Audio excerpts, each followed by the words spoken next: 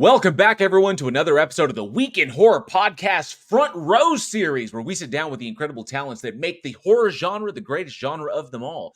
Tonight, we are excited to sit down with an up-and-coming talent and the mind behind the award-winning horror short film Monsters, Spencer Simmons. Thank you so much for joining us.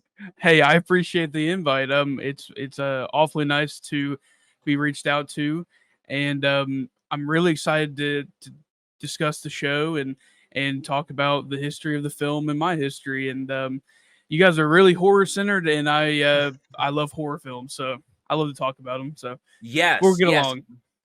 Okay, so this is fantastic. Now, the one thing that struck me when I came across Monsters, and I was like, I've got to know more about the guy behind, about the mind behind this, about this thing that just like I can tell you for anybody out there listening right now, Monsters is fantastic. We will dive into it further, but there's a lot of deep inspirations that go into that just kind of spoke to me and to my own inspirations, and we'll get there, I promise you. But I noticed that filmmaking, like sitting down, like scripting out a deal and making a film is not really where you began. You began predominantly in just content creation and just making things and getting it, pretty much just like establishing yourself in that direction, just making stuff of your own.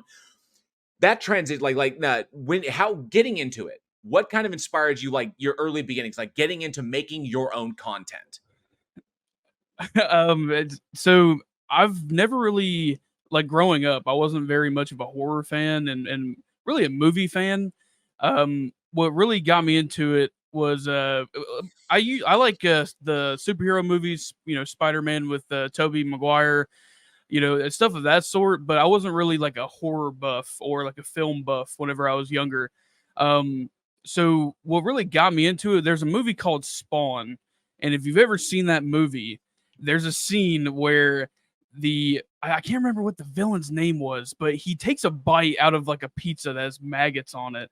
Oh, that would be John Leguizamo as Violator, and there we go. The Spawn movie based off Todd McFarlane's, infamous comic series from Image Comics. Yeah, that scared me to death, and it intrigued me so much. And then I got introduced to Wes Craven's Scream, very first one, and I played that on repeat, like over and over and over. And I realized, I was like, man, I love the thrill and the constant like cat and mouse game that you get when you watch a horror, especially like one of those whodunit stories. And a lot of horror, it is kind of a mystery about what's going on. And so I always, whenever I was around 10 or 11, like I started seeking out movies just like that, like whodunit horror, mystery, whatever it can be. And my inspiration is always going to be Wes Craven and John Carpenter. Those two directors, I watch their films from like 10 to 15 just religiously, and I love their work. But it didn't really start there with filmmaking. Like, it kind of didn't click with me. The big thing back then was YouTube and content creation, which I thought that it would be easy since it was, new. Because back then, like, there wasn't a lot of like film stuff going on, like on YouTube. There was, but not like today. And I was like, you know what? Like, I'm gonna make my like little short films, like 5 minutes and under, and they're gonna get seen by thousands of people. Cut to the chase, I was really bad. Okay, that is. Well, we all got to start somewhere. We all got to start somewhere. Yeah, and I think I started my first channel at like 11 years old, and nice. my parents were like, "Yo, it's kind of weird to be putting out, videos as a child, And I would post like stuff that if I remember, like if I see one of those videos, it like just cringe. But at the same time, it's like, wow, I went from that to where I am today. And, I ask myself a lot of, I think every creative has those like, moments of, holy crap, I made that, or like I started there, like this was so bad, but now I'm here. And those early YouTube beginnings, all my friends that know me, they were all in my videos, and we all share those memories, and it's just awesome. But to really answer your question, when I started taking film seriously, it'd probably be in high school. Whenever I saw, I believe it's John Carpenter's The Thing, which that's an interesting story. Um, I saw all of other, Carpenter films, Halloween, Escape from New York, They Live, but I'd never seen The Thing. And it was the last one. I even seen what's that one movie? It has Sam Neill in it. In the Mouth Um, of Madness. in the Mouth of Madness. Yeah. I love that movie too. Um, but I hadn't seen The Thing, and this is like the pinnacle monster movie. And and when I saw that movie, I said, "Oh damn, I gotta make movies. I gotta be a director. I gotta start writing my own stuff." And so that's kind of where I started, really. Nice.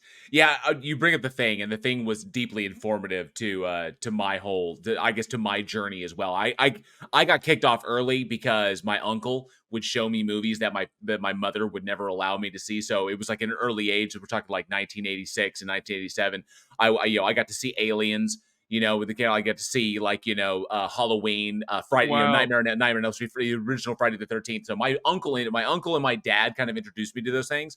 My dad more along the lines of like he introduced me to like Spielberg and shit. So, but Carpenter was deeply influential in mine. As you can tell, he's my favorite director. I got Yep. The Thing right there, and I've got because the Apocalypse trilogy, which is essentially what that is, the thematic trilogy, the Thing, Prince of Darkness, and In the Mouth of Madness. His kind of Lovecraftian apocalyptic style, very very cynical in its nature. That would just like inform me, like the work of Lovecraft and Poe and a number of others, Chambers, stuff like that was deeply influential. And so that's why one thing I really, really dug was not just the visual style, but also music as well. Yeah. Because more obviously Carpenter's well, but also Morricone, I thought I see lots of inspiration of that. And was there something specific about that style of music that just spoke to you, or is that the one that just kind of stands out the best for for conveying what you want to convey? So you're talking about for monsters, like the score. Right. Yeah. Okay. You know, I've always loved like 80s, synth music, especially horror synth music. I love that there's one piece from A Nightmare on Elm Street with the blood fountain, or the where Johnny Depp gets pulled All right. through the bed. That piece was kind of like that. When I first seen it, I didn't appreciate it, but when I rewatched it, like that was like, oh, like I love this type of music. And there's a wonderful creator who just releases his music for free, like copyright free, royalty free, and his name is White Bat Audio, if I'm not mistaken. Nice. Have you heard of him? I haven't heard of that one specifically, but I'm definitely going to keep it in mind now because we love free stuff. Oh, he makes a lot of like John Carpenter and like 80s style synth music. And there's two tracks in particular well, maybe mainly three tracks that we use. And one that everyone seems to love is the opening credits of Monsters. Everyone loves the score in that part of the movie, and that is by White Bat Audio. And he makes, I feel like that is what makes the movie sometimes, is having a great score to go along with it that evokes some form of emotion. Like I think that's one of the hardest things to pull off in terms of music, is getting that emotion, especially horror, because a lot of people they tend to go towards like string music and violin plucks. That's just not the type of music I like in movies. I like synth music, especially in horror. It just works. It's I don't mean I'm gonna like kind of like age myself at this point because I was born in '80, and so I grew up with this in theaters, on radio, and so it was deeply. I mean, I was immersed in it. I was kind of born into it, and it's awesome. I have to say, it's awesome to meet someone to meet someone your age. And I hate to be like, oh, you're so young like that, No, no, it's but fun. to recognize the influence that genre of music had, not just on film, but just on music in general, which is, and to see that appreciation, it's really really cool. I feel seen. I'm just gonna say that. I'm just like, I feel like it's like, yay, I'm not so old, but it's really really cool to encounter that. Now, you kicking that off, okay, making that effort to do so, just doing content creation. So you did game reviews, film reviews, just basically whatever came across your mind, which essentially back in the day what content creators did, but making that transition to doing like actual narrative content. Now, obviously going in, I'm feeling that I got the sense from your own kind of like I would say their diaries, but your own kind of like with journaling your efforts and everything. I got the sense that you were kind of going in blind, and that is a big challenge because a lot of people can get discouraged, when they realize that they're tackling this beast, this filmmaking beast can be is such a daunting effort. How did you like when you ran into that? How did that work out? That's a good question. Well, at the time, going in blind, it's very much my experience with monsters. I went to MTSU, Middle Tennessee State University. They have a pretty good film program there, and it was my first semester, and I was like, all right, I got to make something really good, something simple, and that's basically all I had. I didn't have anybody. Like I had no friends at the school, and the people involved in the movie, they're just people on the school's Discord, like just a Nice. find help Discord, and I got lucky with monsters especially. You see, and you're lucky because you had the school Discord. Yeah, When I was doing it back in film school, we had the call board up, yeah, like the peg board up on the wall that you stick up, like print it out, put a piece of paper, boom, stick it like that, casting call. And we didn't have. I wish we had a tool like Discord back when I was doing yeah. shit, back when Eugene, one of my co-hosts, when we were back in school, and we're like, it was a lot tougher. Networking was tougher. Social media has definitely made that a lot easier. Oh yeah, And the reason I bring it up is because we always here at Week in Horror, being working in the industry, we understand like getting it in the can is like literally the challenge. Just yes, getting the fucking thing done. yeah, Because at some point, I know I have a feeling you've run into it as well. Sometimes when you are in the slog, when you are in the shit, and I use that terminology, those in the industry know what I'm talking about. When you are in the middle of the shit, sometimes it is you can kind of like tunnel vision and forget why you're doing it because it absolutely. can turn into such a slog. But you got it in the can, you overcame that, and that shows a level of dedication and love for this genre that is deeply inspiring, in my personal opinion. Thank And you. so, the big thing is, Monsters wasn't your first big Mm. effort, your first like real effort to going into that. Those are those early baby steps. Talk us through, walk us through the learning experience, the learning curve there, as you were just dipping your toes in and figuring out what's what. Um, that, man, you got some really great questions. I've never been asked questions like this, like ever. And I've been, making films since 2017, 2018. Um, honestly, the it's trial and error for my taste. I feel like I'm not one to I I know this is gonna sound odd, but I feel like to be a filmmaker, you got to have your own tastes, and Mhm. I feel like most filmmakers who do end up finishing their films, they know what parts didn't work, what parts to improve. Oh yeah. You know what I mean? Like they know. It's not like they're completely blind. And honestly, the one thing that surprised me the most, especially with my previous film, The Pale Ghost, it's a full on feature film. Really low budget. We only did it for like $4,000. Um, small cast, and we did like a little small screening, and it was kind of the first time me sitting down with a lot of people and seeing what worked and what didn't work. And it taught me one valuable thing is that you never truly know how people are going to react to something. Right. And that part I feel like is invaluable for filmmakers, especially when you're just starting out. Because I feel like if I would have started doing that sooner, I would be a little bit more ahead with my next movie. And I feel like I would have a little bit more experience with when to pull things off, what scares work, what don't. That's kind of the one thing with scares is I feel like there's a timing to it, and if you don't have a lot of practice, it's very tough to get those jumps out of people. Right. So yeah, it's those the my films. I feel like every single one of them has taught me something, and especially with the Pale Ghost, it taught me grit, Yeah. determination. We filmed that over like a year, and it was really tough, really tough. And it taught me that I truly love this industry and the people within it and the genre within it. And I feel like Monsters taught me one of the biggest things is just let go a little bit. You know, I feel like I know this is gonna sound weird, but Monsters was kind of like my first chance to make something that I wasn't truly trying to go for my classic taste and make something new for me and my voice. Do something, uncharted territory. In some of the stuff that you were trying to convey in the stories you do, obviously you're working totally in camera. So Oh yeah, I was kind of curious because we all run into our own kind of like issues, especially depending upon the type of camera that you're using and the type of lenses you're using, especially with lighting and sound. You never know what you're going to run into when you're on set.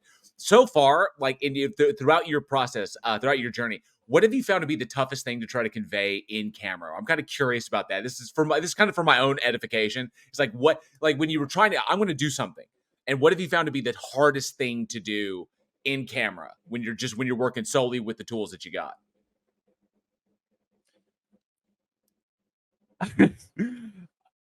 going in camera, like a lot of independent people do, and not relying on computer or large effects. I don't even have a lot of like special effects people around me sometimes. I'm trying to work on that. I have about 3 people for that, but um, when we made all the past films, I didn't have much special effects. It's all in camera. And the one hardest thing I feel like between, especially using multiple cameras, is you're never gonna get the exact look that each camera has. And I feel like the best thing that I can answer with is probably evoking emotion with such low amount of money, if that makes sense. Um, I absolutely. And the reason I ask because everybody's got their own kind of different experiences there. Like for us, like for me myself, it was trying to convey something monstrous while when you don't have the benefit of special effects or like stuff that you can do in oh yeah, post, then when you got to do everything in camera. And one of the hardest I ever found was trying to balance something monstrous when you're trying to make something really really scary or trying to like convey something scary. It's a combination of what you can spend on practical effects and what yeah. you and your lighting.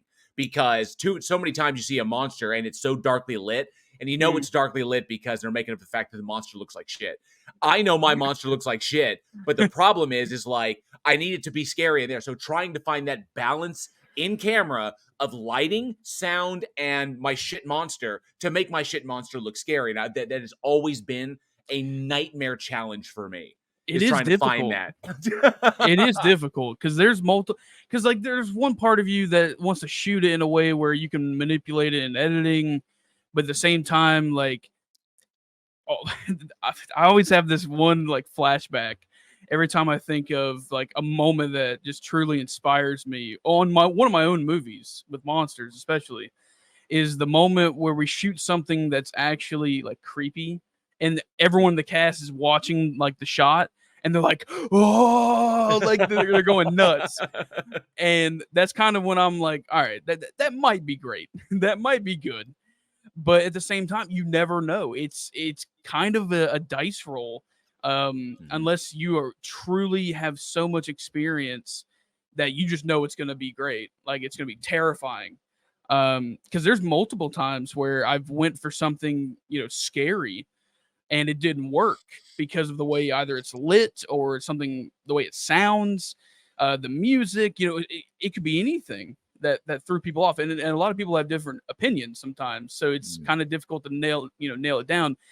I just chalk it up to that, horror is so subjective to what scares people Right. sometimes. But there is scenes where it's good. Like it's gonna scare the ever living shit out of you. So moment, And yeah, it's definitely creepy. those moments that pop, and they build on it. And Mhm. as you move from project to project, they build on each other. Now you're working your way through and making what a content you have. Now, one thing that stood out to me from the Pale Ghost and your approach of the thing is that the approach to monsters, which for all those listening out there, the trailer, the full project and the trailer as well, everything is available on Spencer's YouTube. We'll plug that there at the end, so everybody can go and check that out. But the one thing that struck me, and I really, really enjoyed the most, other than the scoring, because the scoring is just straight up fucking Carpenter and Morricone, and I was like, this has got me. Not to mention, I'm going to tell you something, dude. And this is just totally personal, because I'm sitting down watching it, and I've watched it 3 times now. Oh wow! And so, because I want to make sure I see everything, dude. You knocked it out of that park in just from within the first couple of minutes. You have a shot in that opening, okay? That is the building with the damn near with the triangle of shadow in between the two, okay? That shot, just that moment in the opening, as you're transitioning from these still moments to these to these building energy moments, that moment right there was fucking. I'm just gonna say it was fucking brilliant. I loved the energy there, combined with the score that you made, and there was no need for the camera to move. There was no slow zoom, no slow pull, and I'm kind of like, it's perfect. It's literally, I mean, with the use of shadow with light and shape in that moment. And then with the score, I was like, son of a bitch. I was like, that was some excellent whether that triangle, whether that shadow was timing or whatever you pulled it off, I don't care. That you nailed it there. So I just wanted to give you props for that. That got me. I was kind of like, thank you. I was like, that's fucking cool. I was like, that's fucking cool. I'm probably going to like that's going to inspire something that I'm going to do in the future. Probably will. I'm going to remember that and be like, that guy nailed it. I don't know. So yes, anybody listening out there, I might steal it, but you steal what works. You steal the good shit. You know what I'm talking about? Steal it, man. I'll take it, please. Like if I can, I'll be completely honest, man. Like whenever I'm making movies, it's probably when I'm at my happiest and also at my most like I feel like I'm just firing on all cylinders, just like creative. It's just the creative juices are flowing. Especially when you get to make sequences like that. And I'll give you a little secret on that. I shot all that footage within like an hour. There was not nice. It was insane. It was during the day, and I was looking around. I was like, how can I make like an opening credit sequence, but like hide stuff in shadows, like make you think something's there when it's not, or it is there but you don't know. And I wanted the one big thing about that opening sequence is most of the stuff, like most of the shots, are in the movie organically, and I wanted that to be something that is what I do, like a calling card. The opening credits, it's the shots are taken, in the opening credits. They're in the movie. They're spread out there, but they're there. Just little shots, and thank you seriously. Absolutely. And that's why, and for those listening out there who are gonna like yell at me for like admitting I'm gonna steal stuff, that's what special thanks sections are for in the credits. Special thanks to all those people that helped to inspire all the people that you stole from. That's where you thank them and you say, hey. So that's the whole point. Now, one thing that also stood out about Monsters is that apart from your previous works, is that Monsters, I felt, as a viewer, and you can correct me on this, or we can definitely. I hope we can elaborate on this. Is that it felt very much that like your most personal work. There was a lot of personal. I'm not going to say there was a message there, but there's a difference between a director who's just doing a narrative story and a director who is legitimately happy, who legitimately has something to say. And I love those ones the most. Is the reason why it's non-horror, but that's why Chasing Amy is my favorite Kevin Smith film. It's because that's his first movie where he was legitimately saying something, right? And that's the whole theme of the film, having something to say. And this film felt like, I think, the first real time we get a sense of your voice. And so walking into something like that, putting yourself out there to that degree is a challenge. That is a risk, but you did it and you got it in the can. So kind of like the process of going from that, how, first of all, where did the idea come from and how did that germinate? There's multiple different answers to this question. Part of me wants to give homage to the original Black Christmas.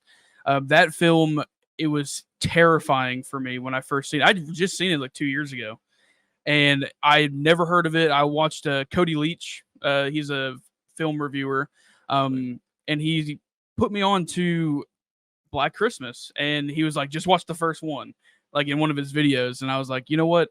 I ain't got anything else to watch. I need something, old timey, old fashioned, but solid, effective. Technically, And the first final girl too, the first legitimate final yeah, girl. Yeah.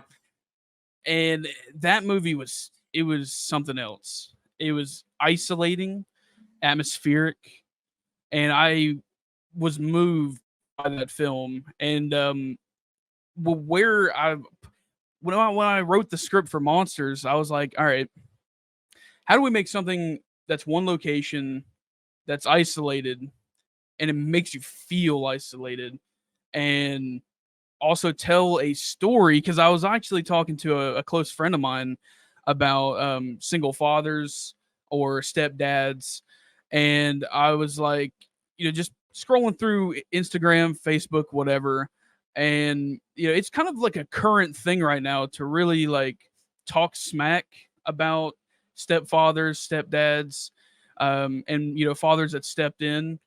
And I was like, you know what, like I want to tell a scary story that kind of twists that a little bit, where the real father, this oh that's kind of a spoiler, but hopefully hopefully people see the movie and come back. But the real father is the villain of Monsters, and it goes pretty wild once you see the end. But I wanted to talk about that because I feel like most people, especially the fathers that step in, they get too much flack on social media in our society for no reason, I think. And I want to tell a story about that. That's really the core origin, and just talking to a friend of mine about their step parents or whatever. So yeah, that's where it started. Excellent. And so also set I don't think I'm spoiling too much. Set on a college campus. Yes. The so I love the choice there, because college campuses are your home away from home. You have the home that you grew up in, and you have the college campus, which Yeah. becomes kind of your home, but it's always very artificial. So there is an illusion of kind of like comfort or safety there that you kind of. I love the idea that students come in as like, this is my place, but how quickly that can be turned against you because it's not really your home. It's just a place that you're living, where your real home, where the real safety is, and then how quickly it can become, I wish I was back at my place. And I love the isolating effect, that when all of a sudden, how easily it could be turned against you, and then all of a sudden you're in a strange location.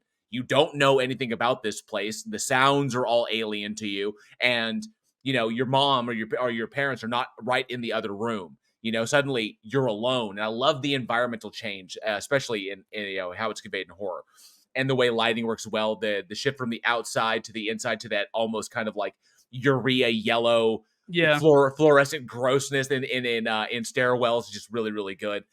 Now when it comes to the way you shot it, I found it really fascinating that there was I saw a big departure in the way you framed things with it and your approach to the camera. That was much, much more, I would say, conducive to the narrative itself, with your angles and your zooms, your pullouts, and your extreme close-ups. And I really dug that. What inspired that change, that jump to really convey that? So I've always loved like grindhouse style, handheld kind of feel. And I wanted to take I feel like the Pale Ghost did that, and I want to visually change up how my films are shot. I feel, especially with the inspiration of Black Christmas, the way that film was, it was almost like always on a tripod or a dolly. Mhm. And I was like, you know what, like I want let's do the old fashioned way. Let's just set it up like a normal film would, instead of running around with the camera, running, Or gunning. handhelds. Yeah, like going everywhere. I remember And those days. yeah, it's fun. It's fun, but I wanted to really make. I feel like with the cinematic language of camera movement, I feel like you can evoke emotions out of people. Right. Um, when it's more intent, there's more intent there. Like there's a shot with the main lead of Monsters where she hears something behind her. She hears a laugh, and the camera comes close to her face. I wanted to experiment with little techniques like that. It was kind of like my first time really, doing a wide variety of camera techniques and camera movements. So I feel like with Monsters, it's kind of like one of those, you know, testing grounds for what I like. And I've seen a lot of stuff that, John Carpenter, Wes Craven, they've all done the stuff that, I've done the stuff that they've done, but I wanted to do it, my way. And, you know, Well, it improves the intimacy. There's definitely a more intimate feel to the way yeah, you approach this time in order to convey it. And I would say that definitely noticing that it's a much more personal story for you, that's coming from a personal place, that it kind of informed that, which I thought was really good. Because if you're going to tell an intimate story, a story that's intimate to you, to convey that intimately, and allowing, because the audience is right there. The camera's the audience's yeah, eyes. The closer to the audience is to the action, the more intimate the sequence. And so you allow that to play so the audience can really, really connect with the characters and what's going on in that way. And I really felt it was a big improvement, and that your thank head you. the direction that you're heading in was really, really smart. So really well done on that. Absolutely. Yeah, thank you. I felt like I needed to step my game up, especially with my camera choices, camera angle choices and camera movement. And framing too. That was the one. That was Mhm. probably composition. Like that's one of the harder things to pull off. I feel like there's like two kind of spectrums with composition, especially in horror. One that's just you got wide angle shots that is just it's kind of like a landscape. Those are great. Then there's others where it's like it's muddying the frame. Like there's like so much stuff. It's so layered.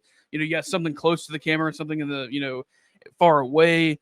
There's a lot of things you can do, and I kind of just played around with that and seeing how I love films that it feels like you're there, if that makes Right. sense. Oh, absolutely. An excellent example of that, I think, and I don't know if you've seen it, but the Night House. Yes, I have seen it. Yes, and I love Yeah, the way that the how that that intimacy in that one. Not to mention how it played with midground, foreground, and background, and how how sweeping camera movements really the movement of the camera revealed more information, and then took that information away, which I thought was absolutely brilliant. So I really dug that. Now, something fascinating. We've already talked about it being kind of a learning process when you're on set, especially yeah. you're going in, you're getting your hands dirty with Monsters, okay, being your most ambitious project to date, being the one where I think you took the most risks and tried the most things. What are some of the big lessons that you learned on this one? Because the bigger the risk, the bigger the lessons you're going to come across. And I'm kind of curious as to like what you gleaned from that experience. There was some risks that I feel like I took, especially in terms of the dialogue. There's a lot of moments, and my dad, even my dad, my father. He loved the Pale Ghost, and he really didn't have much uh, admiration for like what we do, what I do.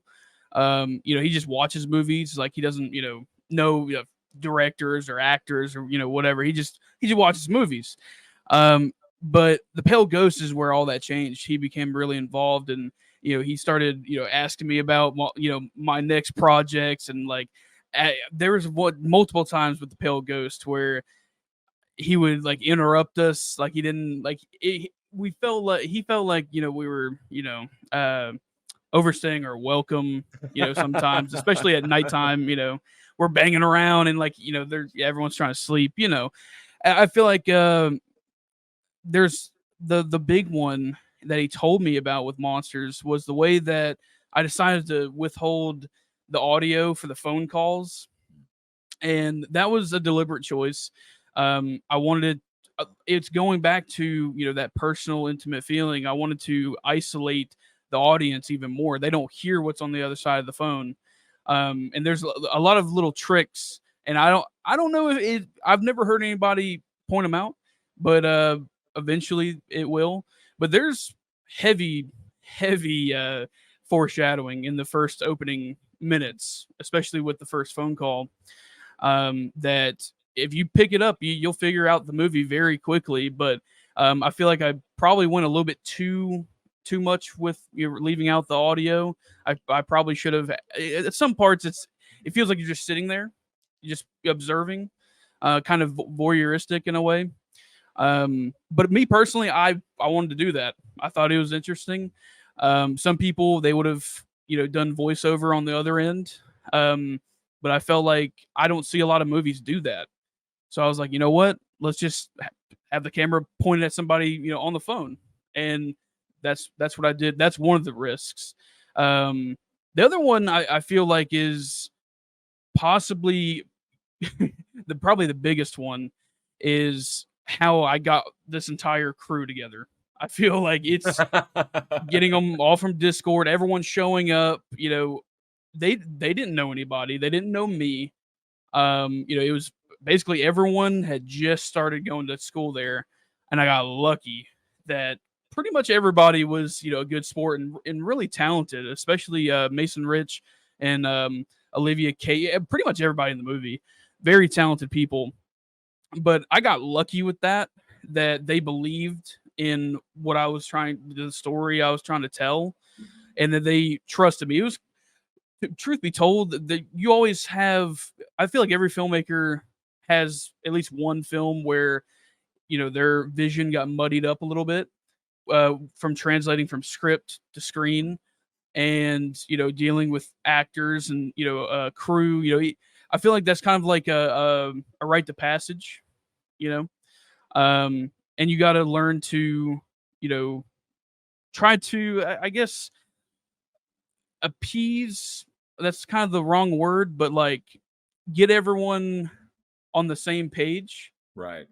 and that's very tough. And not a lot of directors. Some directors they'll let people push them around, and some people they are quite frankly they're assholes about their vision. Me, I took kind of an in between. Like I had my vision, but I allowed people to give me ideas and improvise. And there's several moments where especially Mason Rich, he improvised a lot that it wasn't on the page, but he just added that little extra little something that worked. So for me, those are the two big risks I took with Monsters, especially compared to the Pale Ghost. Nice.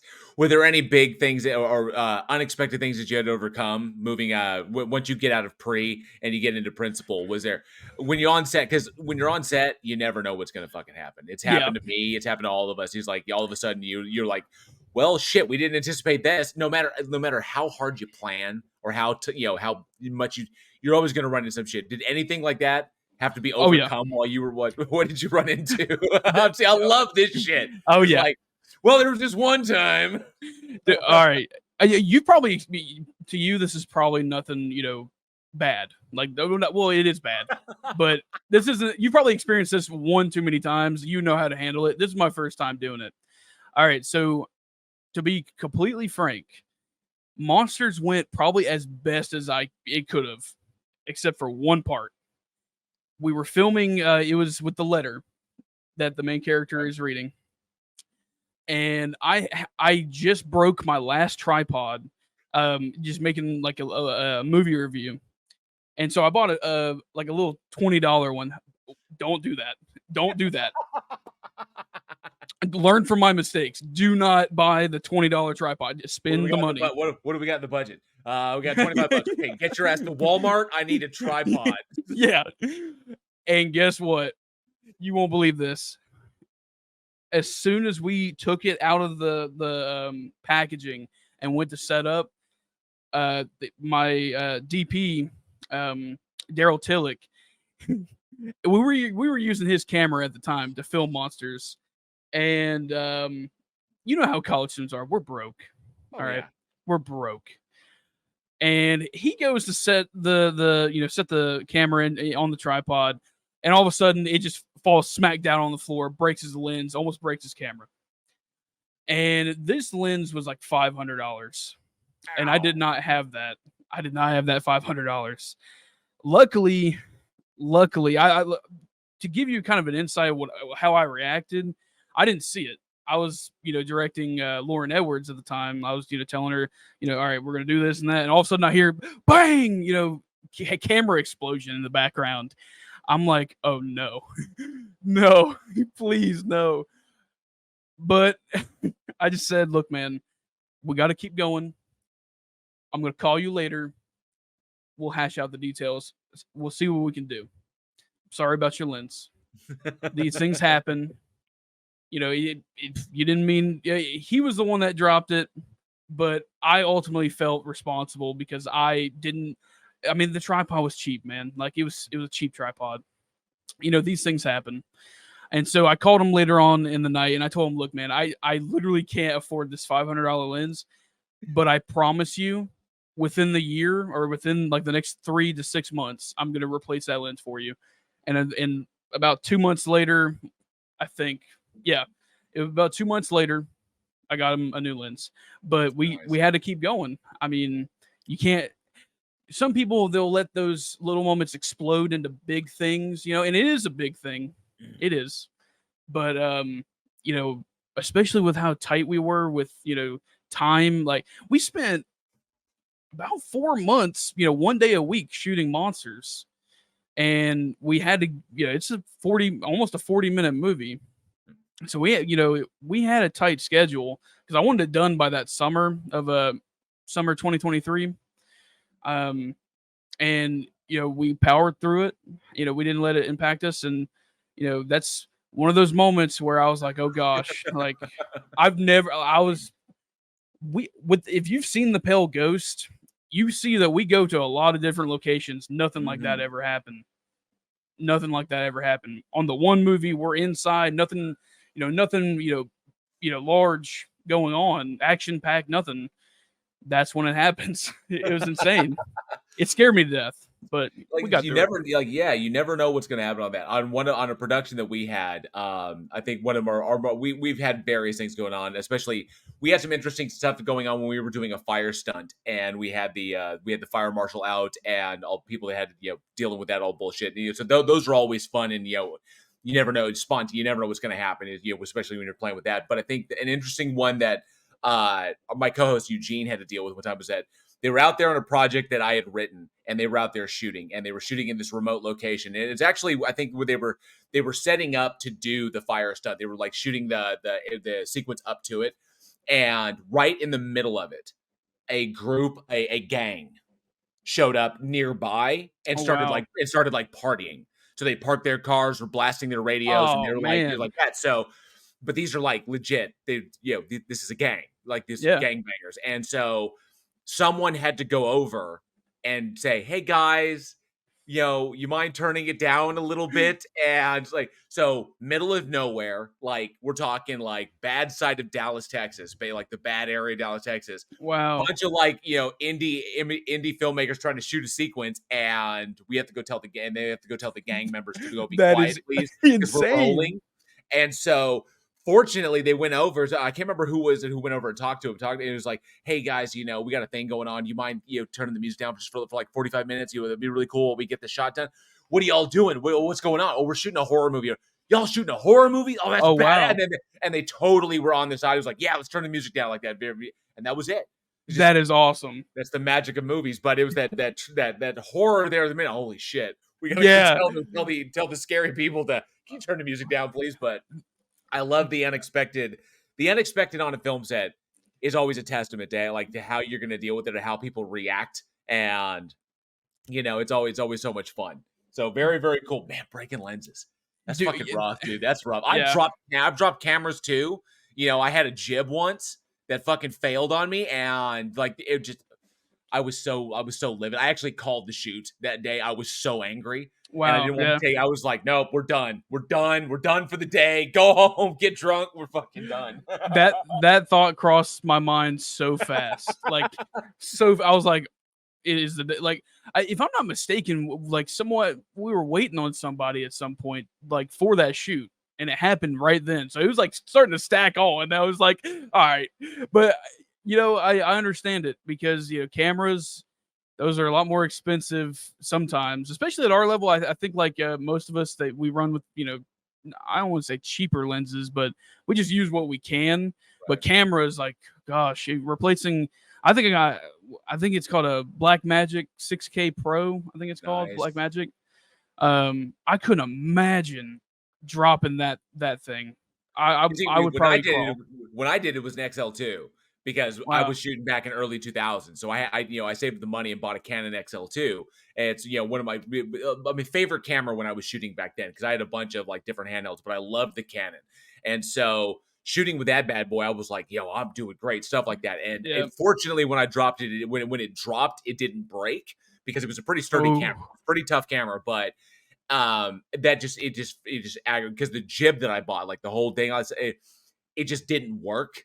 And I was like pissed because I thought it was going to, and the spec said, the shit that you run into is fucking crazy. yeah. Yeah. It's like little things that just I don't know. It builds. It builds. I know how you feel, man. Like especially with some of my earlier films, like there was like little, it was a learning curve. So I didn't know, something, especially with balancing, like I think it's a steady cam, like it's not a steady cam, but it's a glide cam. There we go. And I didn't know how to operate it, and I threw that thing so many times because it was just so aggravating. Like you couldn't. There was like little things that would throw it off. Oh, so it's I mean you reminded me, you're taking me back to my early days when we had like a fucking dolly that was made out of like 2x4s, Yep, PVC, and fucking like skateboard trucks and shit. It was like trying to do some stuff. There was so much home. I think I still have the parts to my first like legitimate dolly. Like in the garage, right? To that's put it all awesome. together, it's fucking hilarious, man. The shit that we would do just to get it on camera, Yes, and the things that you learn. Now, going forward, and I hope everybody out there who's listening, I hope you guys check out Monsters, and we'll put the links to everything in the description as well. Now, but moving forward, everything you learned from Monsters, everything you learned going up to that. All right. Now, if you can talk about it, I don't know. Do you have anything in the pipe that's coming along? Do you have something special that you're working on, or are you looking for that new kind of thing? that I'm one of those filmmakers that I get inspired by so many different types of movies. Like me personally, I've been really enjoying uh, some Korean film. I've recently watched The Wailing, and have you seen that movie? Mm-hmm. I thought that movie was fantastic, and the the way that movie shifts from one thing to another, and then to another thing, I was very, very inspired by the kind of I kind of tinkered with it with the Pale Ghost, starting as one thing, end at another, but especially with what I've learned with monsters, I would love to try to make something that does exactly that. It starts as one thing. Like I think have you seen Abigail, the most recent vampire film? I have not yet because the way I think I just arrived on streaming. I'm not sure. I have to check, It did. but I live very rurally, so I don't have access to a theater that has like all the newest shit. The closest theater to me is an hour away. Wow. So yeah, so unfortunately, I gotta wait till streaming in order to get my stuff. So I rent it that way. But I just got done. I just got done with Late Night with the Devil, and Awesome. so Abigail's on my next list. I've got a bunch that are coming up as well. So, but I hope to see it soon. Yeah. That movie, it does exactly that. It starts as one thing, ends at another, and it does it beautifully. I would like to make, I have a script already written for my next film, but I'm kind of at that point where, um, hold on, give me 1 second.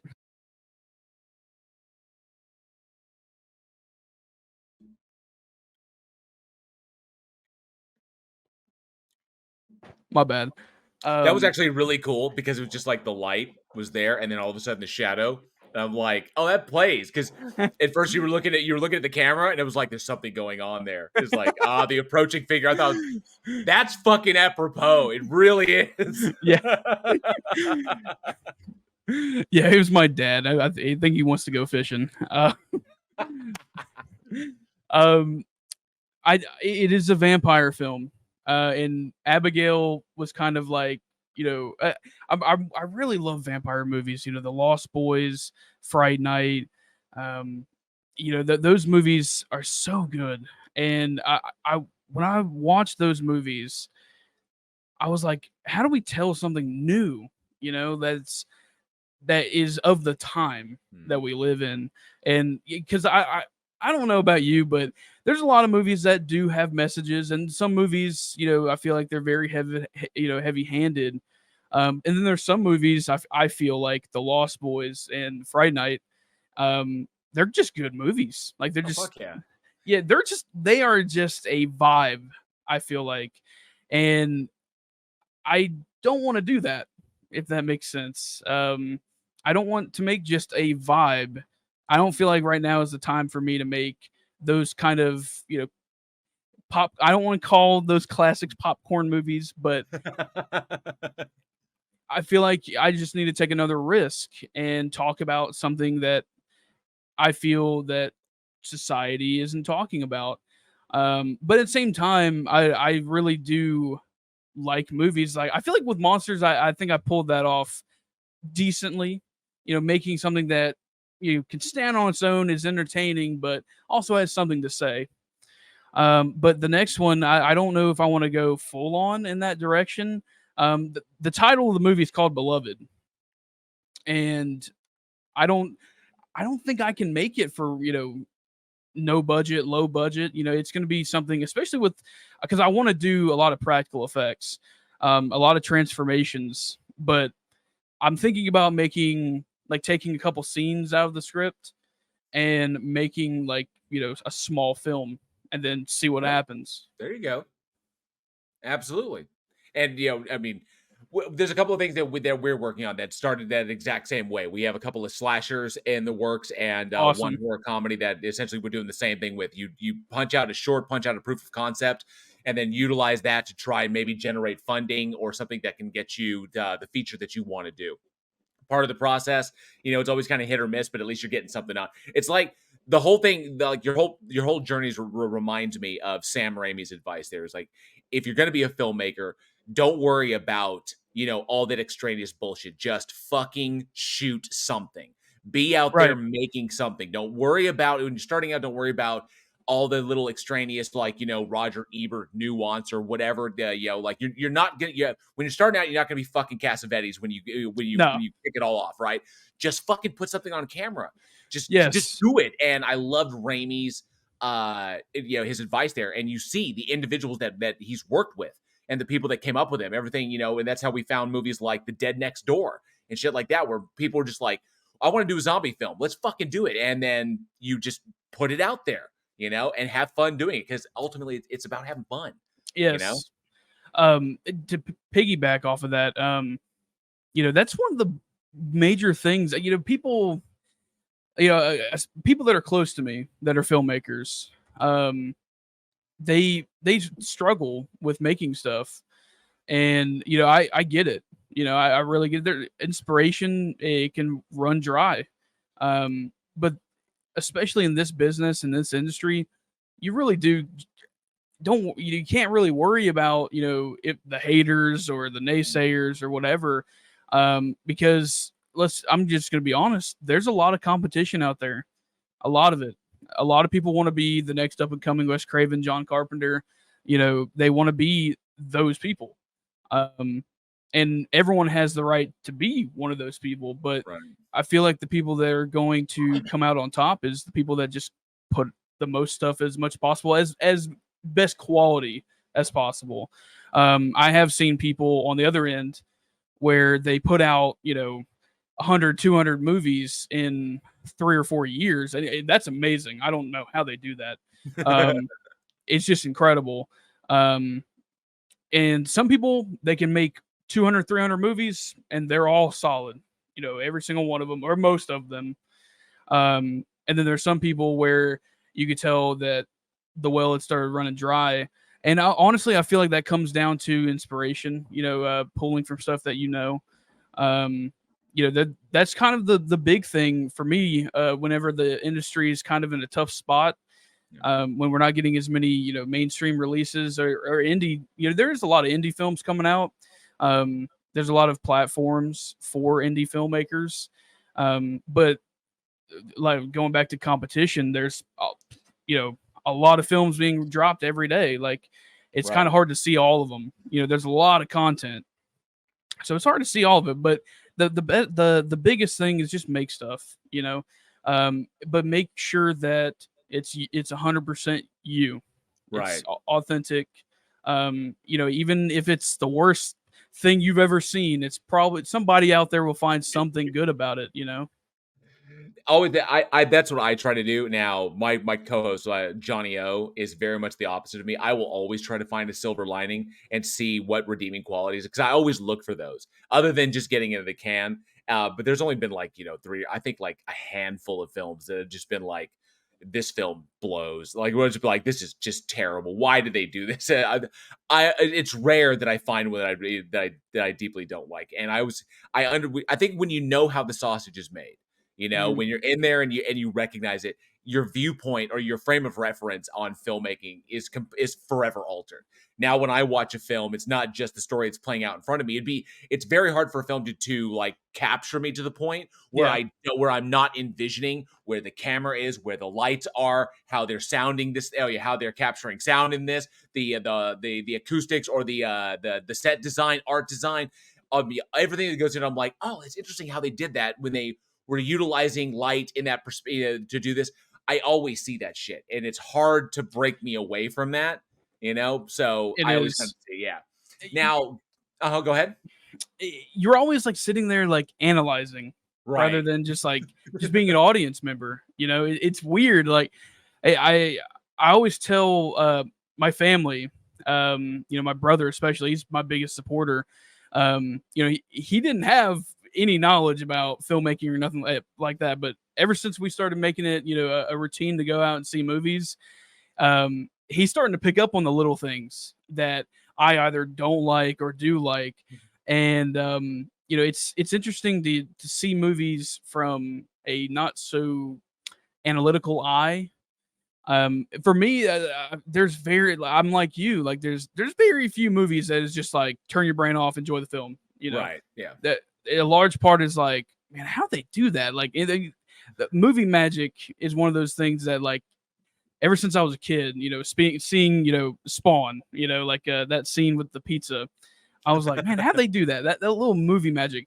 And the It's fact like that an obsession. Leguizamo, like the fact that John Leguizamo actually ate maggots in that Yeah, sequence, like yeah. So it, it's moments like that you're like, all right, I got to know how they did that. So it's like like, Eli Roth in Cabin Fever. Like those were legitimate worms that they put in his ear so that they could do uh, that whole sequence. And so he had worms sticking in his ear for that whole. oh, And then worm was like, and then the stuff that you do, the stuff you do for what we love.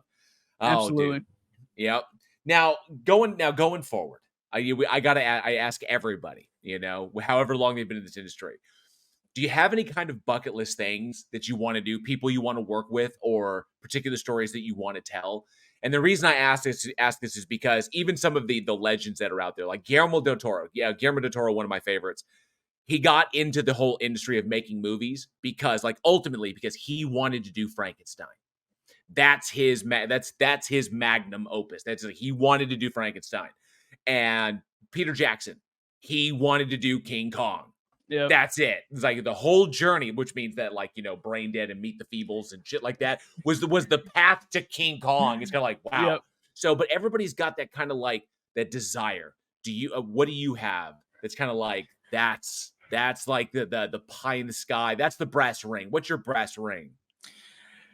So everybody's asked me this question. Like, if there's one project that I would love to be a part of, wherever it's a part of, and it's gonna sound cliche, but I've always wanted to take a stab at Halloween, always, and it's my favorite slasher.